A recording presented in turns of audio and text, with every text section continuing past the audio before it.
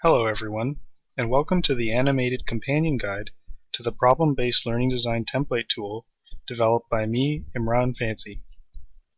Please note that the content within this tool is based strictly on the research presented within.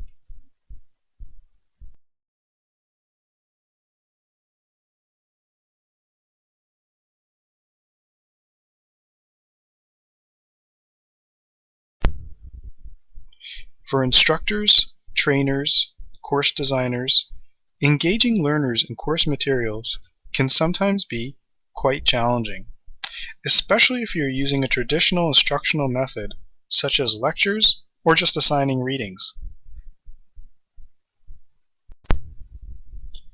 As opposed to having passive learners who receive knowledge, you can engage students or trainees in active learning and help them retain knowledge. This is in addition to helping them build critical thinking and analytical skills, as well as collaborative and problem-solving skills.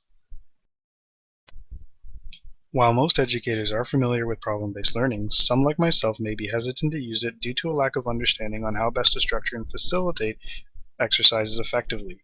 Please note that while most research in problem-based learning is done at the post-secondary level, research does call for a study with different age groups.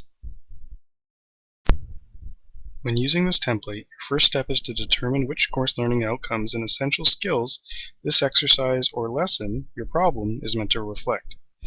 Additionally, it is vital to map out the assessments relating to the problem-based learning exercises, as well as incorporate problem-based learning elements within them. Next, within the template, use Barrow's taxonomy of problem-based learning methods to select the appropriate one for your students. Consider how self-directed they are with regard to learning, how motivated they are, what their critical reasoning skills are like, and how able they are to draw connections to previous material covered.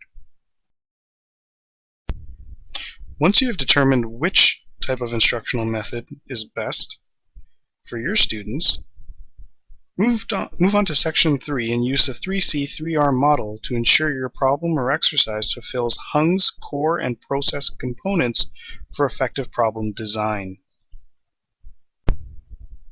Use the template to outline how your problem satisfies the core components: content, context, and connection.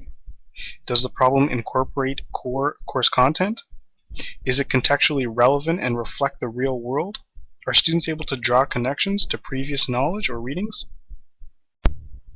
Moving on to process components, use the template to provide examples of how you will provide students with opportunities to research solutions to the problem, engage in critical reasoning, as well as incorporate a reflective component for them to build and consider what they've learned. Review the scaffolding tips in section 5 in order to determine which techniques would be best for your students. Try different things in class to assist and guide students to work collaboratively and think critically in order to achieve the best learning experience possible for themselves.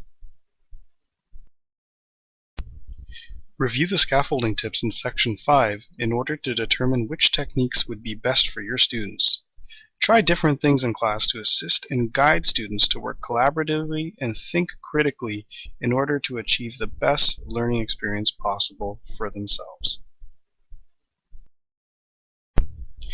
As mentioned earlier, the research calls for more study of problem-based learning in different educational environments with learners from different backgrounds. This template aims to help support educators with some guidance and structure to achieve this. Thank you.